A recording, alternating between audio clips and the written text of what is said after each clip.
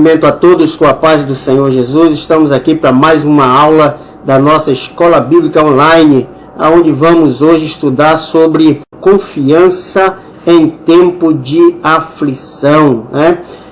Eu entendo que não há um paradoxo aqui, porque nós realmente precisamos provar a nossa confiança quando estamos nos tempos mesmo de aflição, quando o dia mau, né, que a palavra de Deus nos diz, quando o dia mau chega, é que nós precisamos provar a nossa confiança no Senhor Jesus Cristo.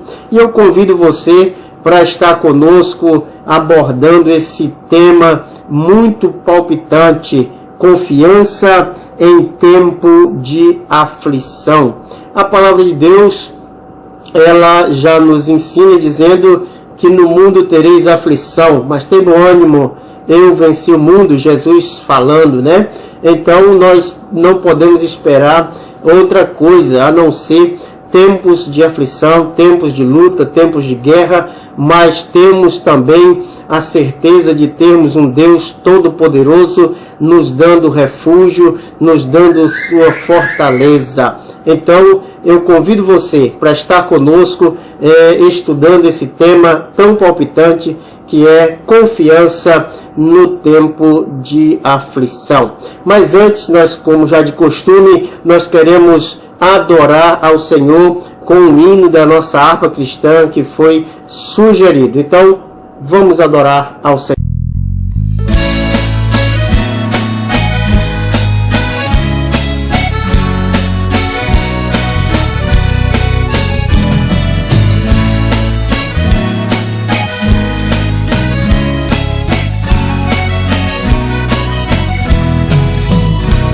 No céu não entra pecado, fadiga, tristeza nem dor. Não há coração quebrantado, pois todos são cheios de amor. As nuvens da vida terrestre não podem a glória ofuscar do reino de gozo celeste que Deus quis pra mim preparar. Irei eu pra linda cidade, Jesus me dará um lugar. Os crentes de todas idades a Deus hei de sempre louvar. Do céu tenho muitas saudades das glórias que lá hei de ver. Oh, que gozo vou ter quando eu vir meu Senhor rodeado de grande esplendor. Pagar não é necessário a casa que lá hei de ter, e meu eternal vestuário no céu nunca vai se romper. Jamais viverei em pobreza, aflito no meu santo lar. Ali há bastante riqueza, da qual poderei desfrutar. Irei eu pra linda cidade, Jesus me dará um lugar. Os crentes de todas idades a Deus hei de sempre louvar. Do céu tenho muitas saudades das glórias que lá hei de ver. Oh, que gozo vou ter quando eu vir meu Senhor rodeado de grande esplendor. Do céu o luto é banido, enterros não hão de passar, sepulcros jamais são erguidos, lá mortos não vão encontrar. Os velhos serão transformados, mudados nós vamos ficar. Quais astros por Deus espalhados no céu para sempre brilhar. Irei eu pra linda cidade, Jesus me dará um lugar. Com os crentes de todas idades, a Deus hei de sempre louvar. Do céu tenho muitas saudades, das glórias que lá hei de ver. Oh, que gozo vou ter quando eu vi meu Senhor rodeado de grande esplendor.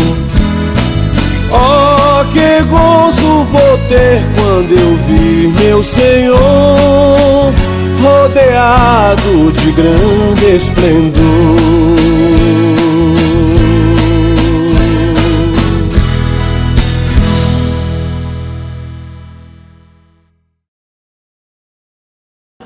Muito bem, então vamos para o nosso contexto histórico do Salmo 56. No Salmo 56 nós vamos encontrar o salmista na sua aflição, o medo em relação às circunstâncias que estava vivendo na época, né? E ele vai nos contar sobre o enfrentamento dos seus inimigos vorazes, né? Dos seus inimigos vorazes, daquelas pessoas que estavam lhe perseguindo, entre eles o rei Saul, que estava lhe perseguindo. Nós vamos ver muito a palavra inveja nesse contexto, né? Porque Saul, ele agora, por causa da inveja que criou-se no seu coração, ele começa a perseguir a Davi. E além disso, Davi vai se refugiar na terra dos seus inimigos, na terra natal de Golias. Agora, pasme, né? Ele matou Golias e agora vai se refugiar na terra em que Golias nasceu, na terra onde Golias era venerado. Mas nós vamos ver isso acontecer e vamos ver também a mão de Deus fazendo obras extraordinárias e dando livramento para o rei Davi. Vamos então para o nosso tópico 1.1, que diz o Cântico das Mulheres. Foi exatamente por causa desse Cântico das Mulheres que nasceu no coração de Saul a inveja, né? Nasceu no coração de Saul a inveja, porque quando, após Davi derrotar o gigante Golias, as mulheres de Israel vieram até Saul e cantando, né? Saul feriu os seus milhares, porém Davi venceu os seus 10 milhares. E assim Saul irou-se e passou a ter inveja de Davi. Agora vamos meditar um pouco nesta palavra, meus irmãos. Davi, um simples soldado de Saul, e Saul sendo o rei, e ele agora passa a ter inveja de Davi. Ele estava assentado no trono, ele estava reinando sobre o povo de Israel, o povo de Deus. Veja que a inveja, ela não tem lógica, porque Davi era um simples guerreiro e Saul era o rei de Israel. Então Davi não tinha nada que Saul pudesse desejar que ele não tivesse, não é verdade? Mas como Deus estava usando o Davi naquela batalha, usou Davi na batalha contra Golias, ele agora, Saul, deixa que o inimigo coloque no seu coração a inveja, né? A inveja, e essa inveja levou Saul a abrir brecha para o espírito maligno entrar no seu coração, e ali foi a sua derrota. Qual o ensinamento que nós tiramos dessa passagem quando as mulheres começaram a cantar? Saul matou milhares, mas Davi matou 10 milhares, né? Olha aí que maravilha. Mas que lição nós tiramos disso? Primeiro, que nós não podemos louvar o homem. Ali, aquelas mulheres estavam louvando os feitos dos homens, e criou no coração de Saul uma inveja, né? A segunda lição é que nós não podemos deixar que essa inveja seja criada em nosso coração. Por quê? Porque para cada pessoa Deus tem um plano especial. Para cada obreiro Deus tem um trabalho específico.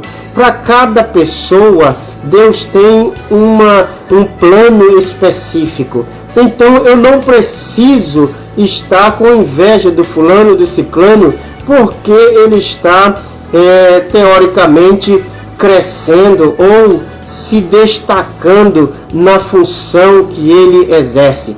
No contexto nosso aqui, nós vemos que Saul estava com inveja de Davi, porque Davi tinha se sobressaído em uma questão que Saul não conseguiu. Mas nós temos que entender que para Deus tem um trabalho específico para cada pessoa. Observe que Deus já vinha preparando Davi para aquele momento, para o momento do enfrentamento contra Golias.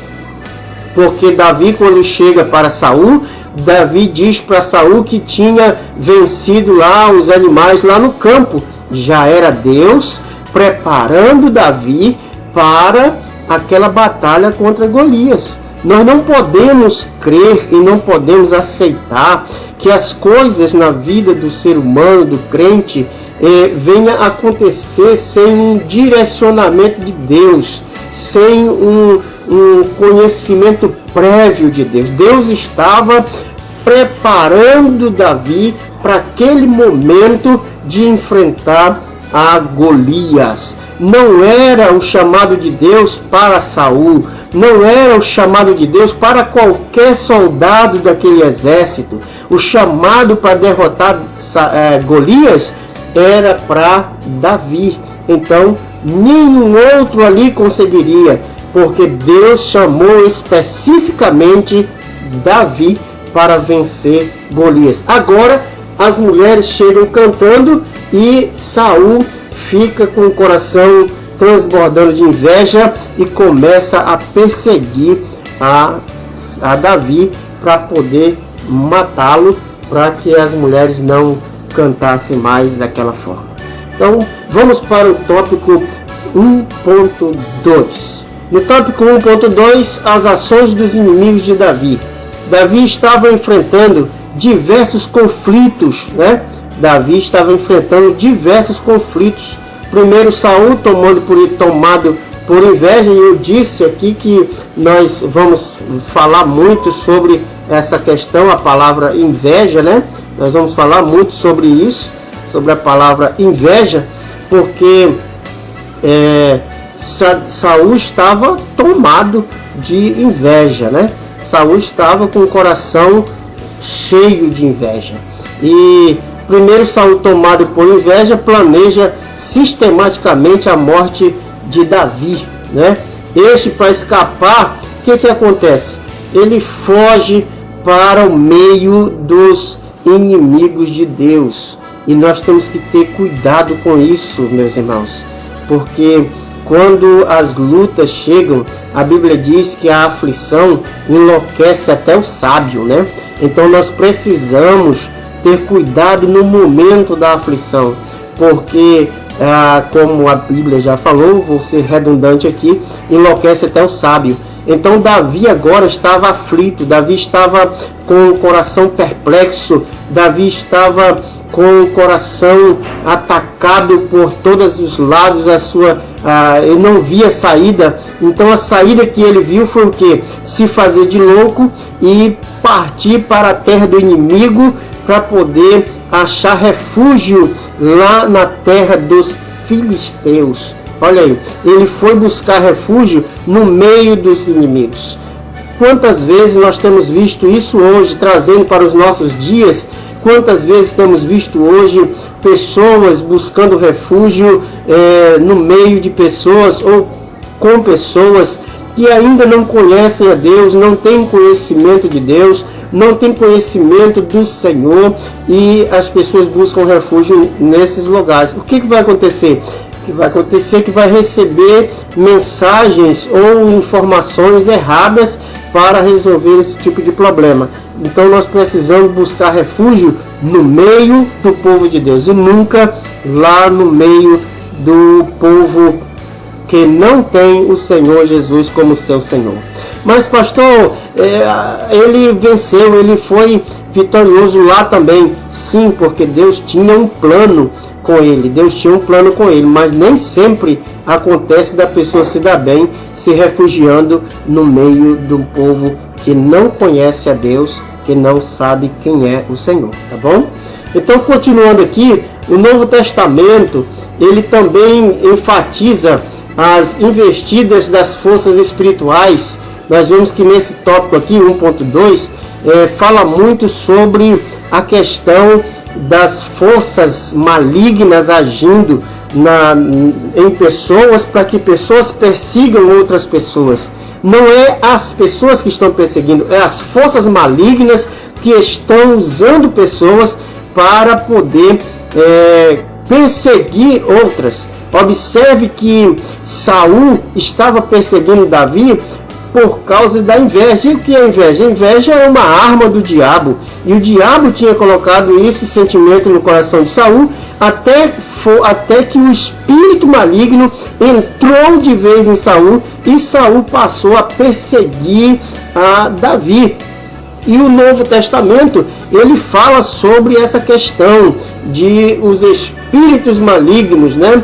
A Bíblia, ela fala nessa questão que tentam destruir aqueles que estão em Cristo, ou seja, a ênfase não é tanto quanto as pessoas, mas o Espírito que influencia a usá-la e usa as pessoas para isso, né? 2 Coríntios capítulo 10, versículo 3 e 4. Também nós temos Efésios capítulo 6, versículos 10 a 18, né? A batalha da fé ali, o Senhor mandando que nós nos revistamos do capacete da salvação, do escudo da fé, da espada do Espírito, da couraça da justiça, da armadura de Deus, calçados nossos pés na preparação do Evangelho da paz. Então precisamos estar vestidos com as armas da luz para nós podermos vencer no dia mau, no dia da adversidade, né? Agora vamos passar para o tópico 1.3. No tópico 1.3 nós temos aqui uma guerra inglória, né? Uma guerra desigual, né? Porque Saul, ele arregimenta todo o seu exército, né? Quase 3.000 homens para lutar contra um exército de 600 homens com Davi. Davi tinha um exércitozinho ali de 600 pessoas, e comparando com o exército que a força do exército que Saul tinha, quase 3.000 homens, era uma desproporção tremenda, né? Ele não dava para comparar, e Saul parte com toda a força. Eu posso colocar aqui, irmãos, que o diabo, nosso adversário, ele não vem com meia força, ele não vem com pena de te matar, com pena de acabar com tua família, com pena de te ver derrotado. Não, ele vem com toda a força. Assim era Saul atrás de Davi. Ele vinha para acabar com Davi, para derrotar Davi de vez. Assim é o diabo. Não pense que o diabo vem com meia força. Não pense que o diabo vem com pena de destruir o que você tem, o que você fez. o que você faz. Não pense que o diabo vem brincando de ser diabo. Não, ele vem para acabar mesmo com a pessoa. Mas nós temos, irmãos, o Senhor Jesus conosco.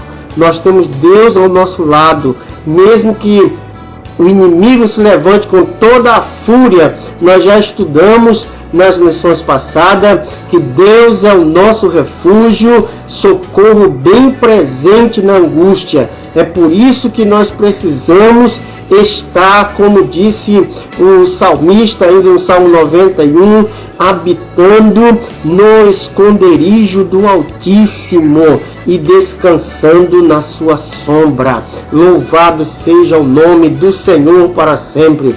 Nós vemos que o Saul estava furioso, estava com muita raiva. Nessa atitude reprovável de Saul, podemos inferir muitas vezes entramos em conflitos bobos, né?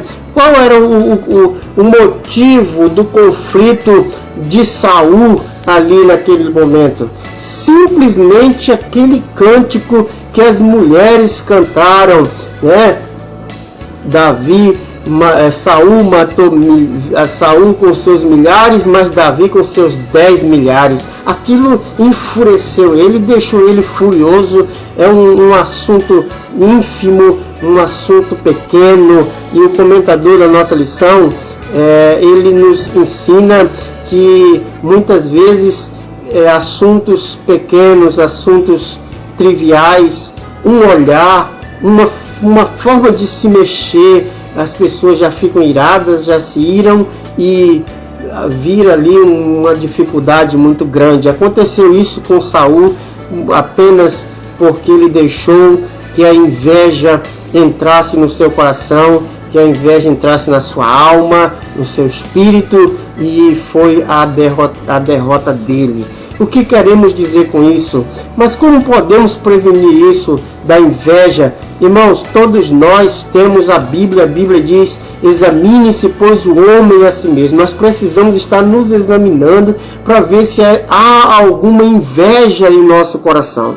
E precisamos reconhecer, se tiver a inveja, precisamos reconhecer que ela está ali e precisamos confessar para o Senhor: Senhor, olha, eu sou invejoso, eu sou invejosa, né? Precisamos falar para Deus tirar, desarraigar essa inveja do nosso coração, da nossa alma. Saul não fez isso. Saul deu vazão, né, à inveja. Saul deixou que a inveja crescesse no seu coração. Por isso, precisamos examinar a nós mesmos para que nós possamos arrancar de nós a inveja ou qualquer outro tipo de pecado que estiver dentro de nós, examinando e confessando, sendo sincero a Deus, em nome do Senhor Jesus Cristo de Nazaré, o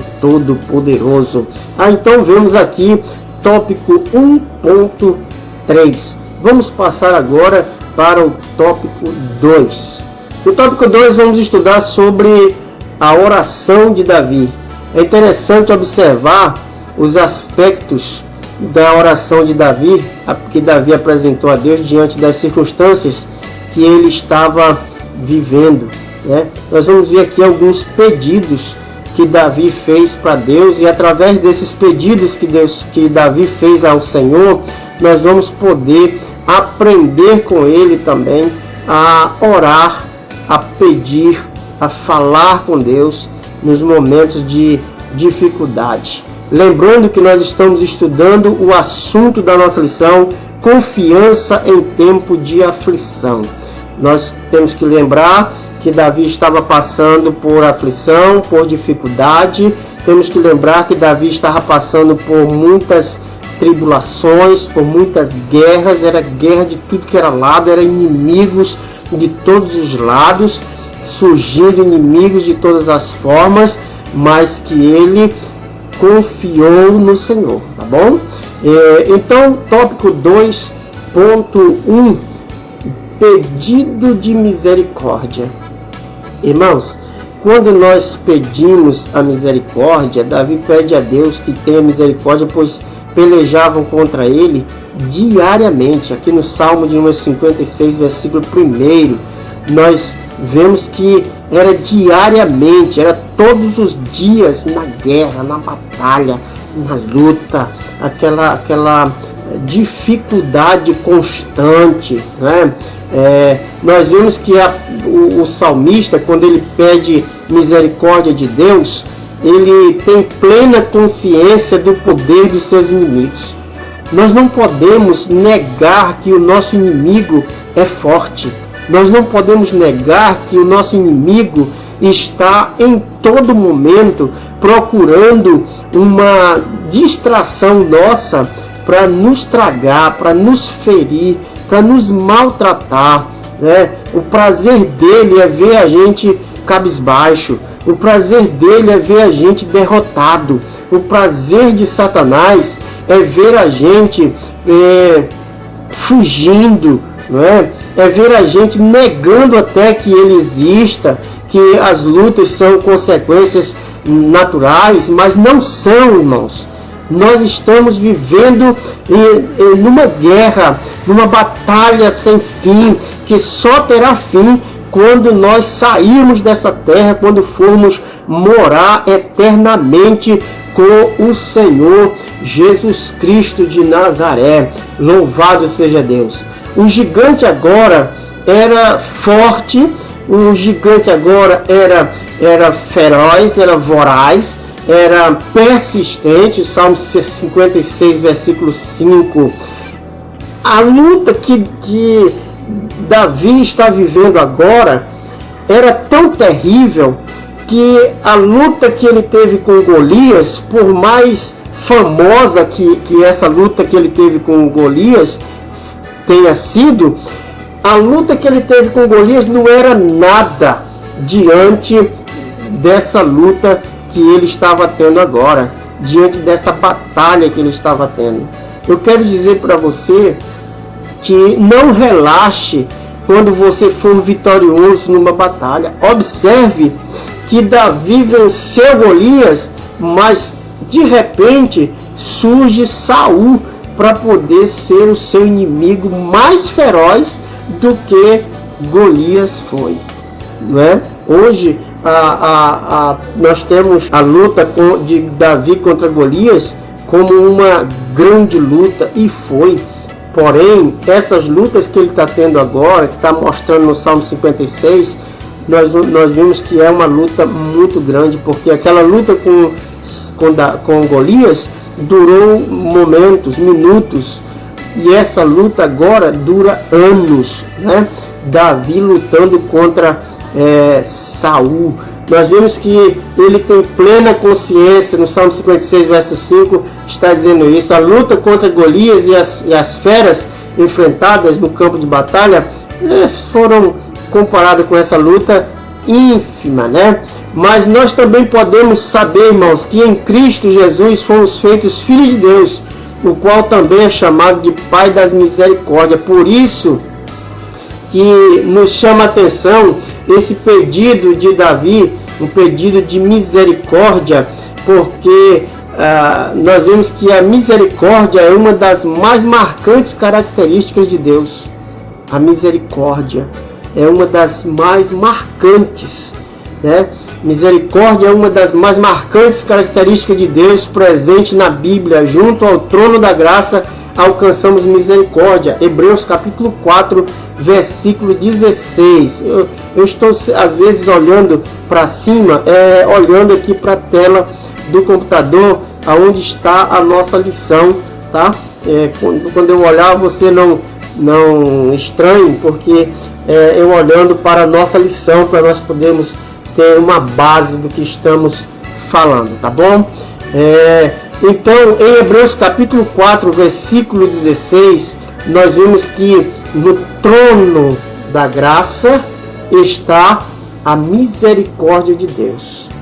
Então, quando eu peço misericórdia de Deus, eu estou reconhecendo a minha fragilidade, a minha fraqueza, a minha necessidade de Deus na minha vida, a minha necessidade de ter Deus lutando por mim. É como se eu estou dizendo para o Senhor, se tu não me ajudar, se tu não me tiver misericórdia de mim, eu vou perecer. E isso agrada a Deus, porque quando eu falo dessa forma, eu estou dizendo para Deus, eu sou dependente de Ti. Eu dependo da Tua misericórdia, eu dependo do Senhor, eu dependo do Teu socorro na minha vida. E isso agrada ao Senhor. Amém? Glória a Deus. Vamos para o tópico 2.2. Levas em conta a minha peregrinação. No Salmo 56, versículo 8, esta peregrinação foi marcada por lágrimas. Observe que o que é uma peregrinação? Uma peregrinação é um caminho andado, é um caminho longo, é um caminho difícil, é um caminho trilhado. Então ele está dizendo, Senhor, essa luta, ela não nasceu hoje, essa luta, ela não nasceu agora, essa luta, ela já vem perdurando muito tempo. Davi está chamando, clamando por socorro para escapar da morte nessa conta aqui, ó. Levas em conta a minha peregrinação, aleluia. Ele está clamando por socorro para escapar da morte, precisou percorrer um caminho, né? Deus sabe da sua situação, meu irmão. Deus sabe da sua dificuldade, Deus sabe da sua aflição, Deus sabe que nós dependemos dele, mas ele quer que nós falemos. Lembra do cego Bartimeu? Jesus, filho de Davi, tem misericórdia de mim, aleluia. Se ele ficasse calado lá na beira da estrada, ele continuaria cego até morrer. Mas ele clamou, tem misericórdia, ou seja, eu preciso do Senhor, eu me ajuda, porque sem a tua presença eu morro cego, sem a tua presença eu não tenho condições, sem a tua presença, sem a tua ajuda, eu não tenho graça para realizar nada. É isso que precisamos, aleluias, falar para Deus. E quando nós falamos isso para Deus, nós podemos ter certeza que o Senhor nos abençoará poderosamente. Louvado seja o nome do Senhor para sempre.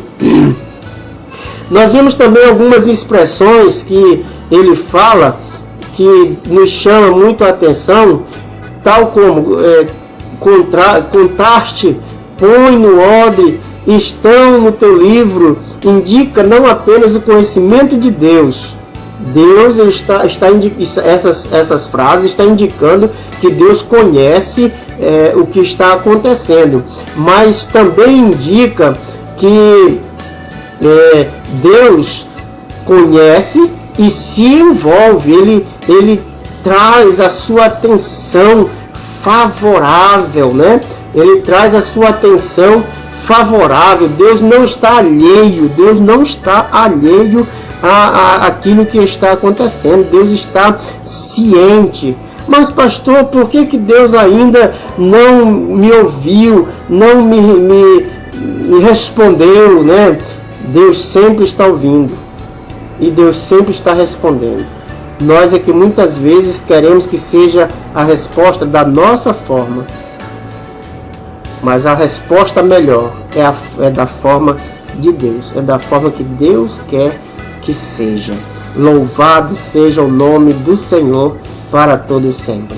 Então nós vimos em Mateus capítulo 4, versículo 23 a 25, isso, exemplificando isso. Quando Jesus esteve presente na terra, não só enxergava, mas tinha compaixão pelo sofrimento das pessoas. Deus está enxergando e Deus tem compaixão pelos nossos sofrimentos, pelas nossas dificuldades, pelas nossas lutas, pelas nossas batalhas. Deus está perto de nós, Deus está dentro de nós, Deus está nos abençoando de maneira especial e gloriosa. Creia no Senhor Jesus e peça a misericórdia do Senhor, que o Senhor está pronto para nos abençoar. Tópico 2.3. Tópico 2.3 vem com um pedido, né? Faça a tua justiça. Davi indaga ao Senhor se os seus inimigos escapariam. Salmo 56, versículo 7. Ele está preocupado se aquele sofrimento que ele teve ali vai ser em vão, se os seus inimigos vão sair impune. Talvez nós possamos até ver esse pedido de Davi como um pedido de justiça humana, assim, de vingança, mas não era. Ele disse: faça a tua justiça, não é a minha justiça, porque a justiça do homem é para que Deus mate aquele que nos feriu, é para Deus colocar uma enfermidade naquele que nos feriu. E a Bíblia aqui não está dizendo isso. A Bíblia aqui, o salmista está pedindo para que Deus faça a justiça dele, não a justiça do homem, não a justiça de Davi, não. E a Bíblia diz no Novo Testamento, ainda a respeito disso, e quando a Bíblia diz no Novo Testamento a respeito desses pedidos que Davi faz, ele deixa claro.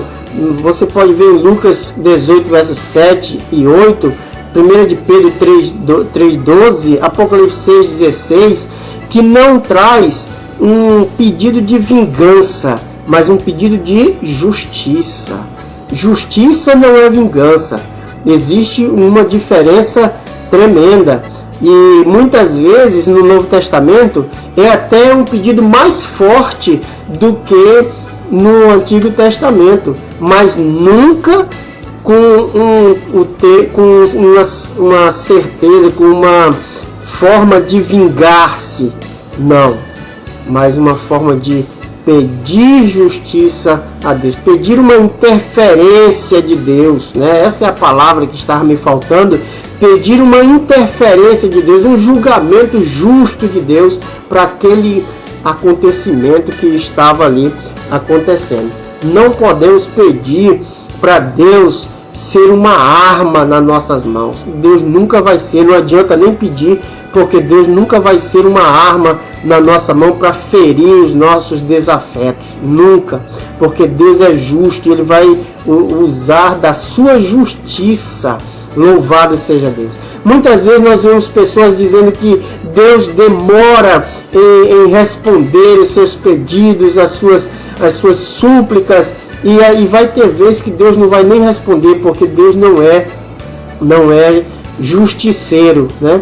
Deus é justiça, Ele não é justiceiro, Ele não é um assassino, Ele não é um Deus mau que coloca enfermidade nas pessoas, que mata as pessoas porque feriu fulano ou ciclano. Não, Deus vai tratar todos com justiça. Louvado seja o nome do Senhor. E talvez a justiça que Deus vai usar não seja aquela que você acha que Deus vai usar para aquela pessoa que você acha que merece a morte, merece a dificuldade, merece a guerra, a luta. Não, não é desse jeito que Deus age. Amém? A justiça de Deus é diferente da justiça do homem. Até no Isaías, a palavra de Deus diz que a justiça do homem para Deus é como trapo de imundícia. Ó, viu como é que ele não totalmente diferente a justiça de Deus para a justiça do homem? Então é desse jeito.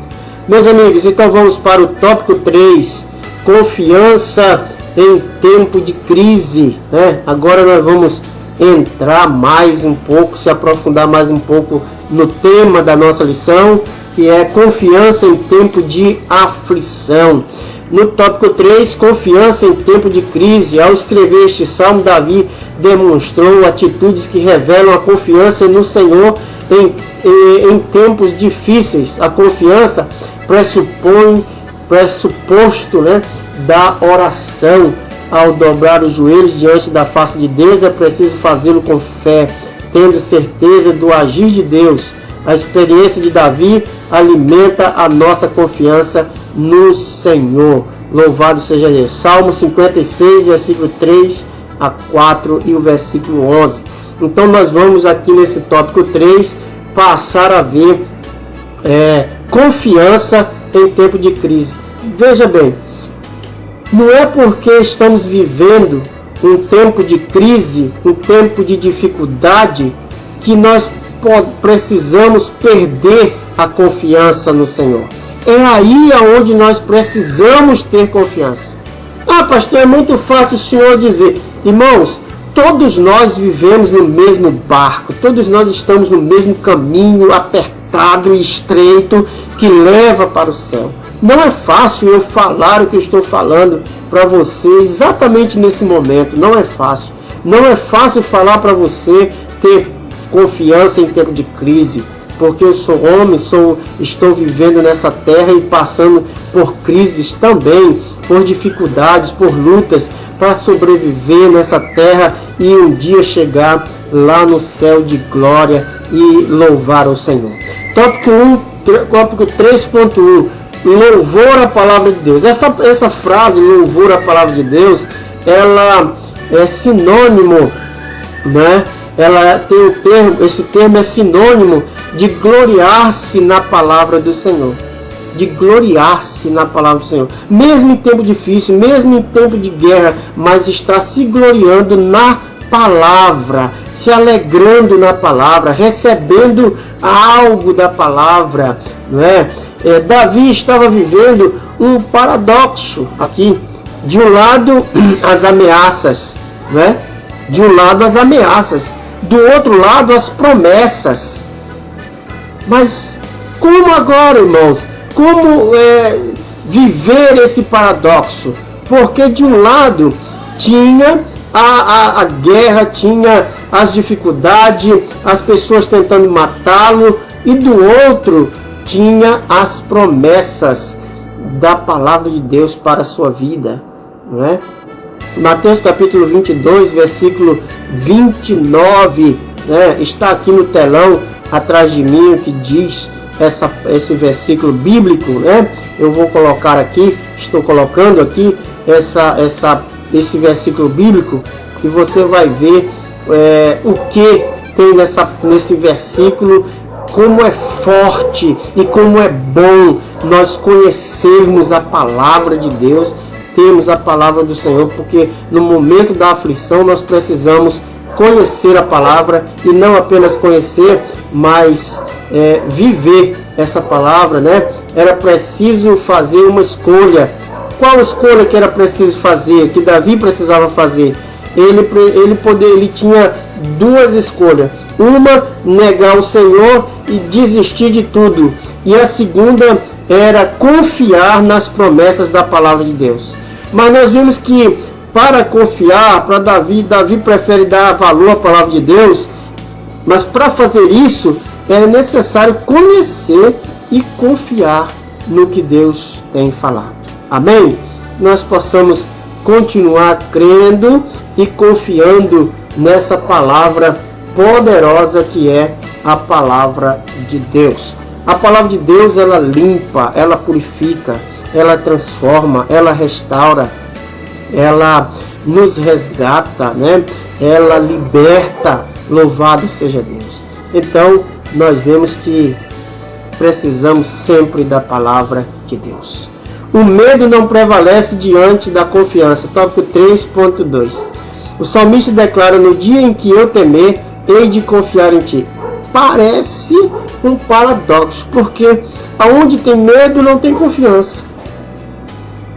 Mas ele diz algo que é tremendo. O salmista declara: no dia em que eu temer, hei de confiar em ti.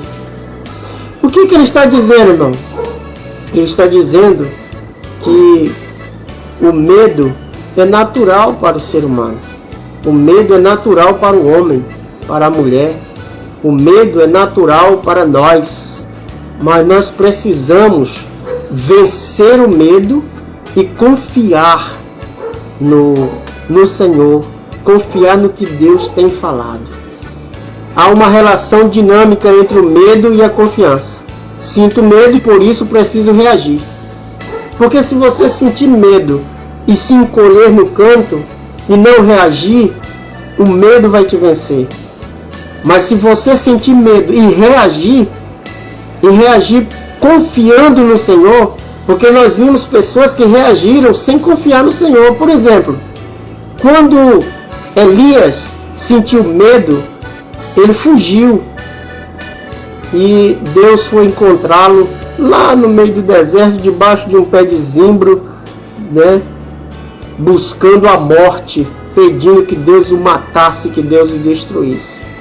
Nós vimos também que o povo de Israel também sentiu medo e queria voltar para o Egito, mas Deus interviu também, né?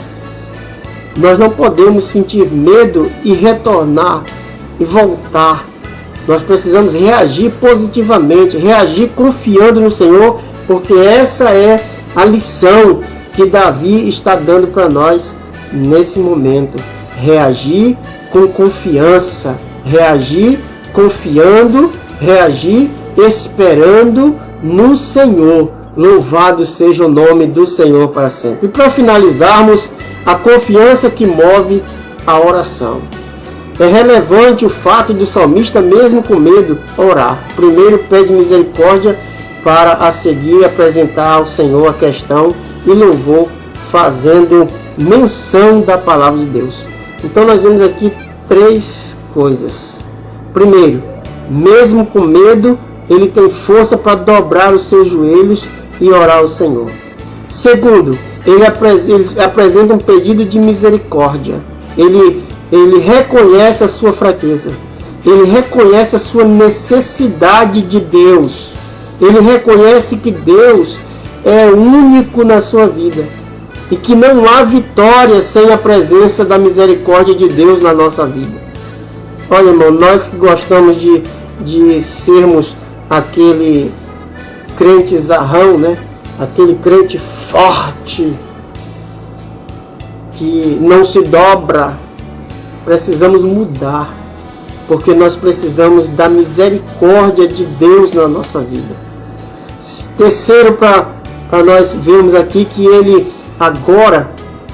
apresenta as suas queixas diante do Senhor, os seus inimigos. Primeiro, ele pede misericórdia, não é? Segundo, ele apresenta a Deus em oração o seu louvor a Deus, né? E agora ele apresenta os seus inimigos diante do Senhor. Nós precisamos buscar ao Senhor com inteligência, com sabedoria. O apóstolo Tiago, ele diz que quem não tem sabedoria, peça a Deus, que dá a todos liberalmente e não lança em rosto.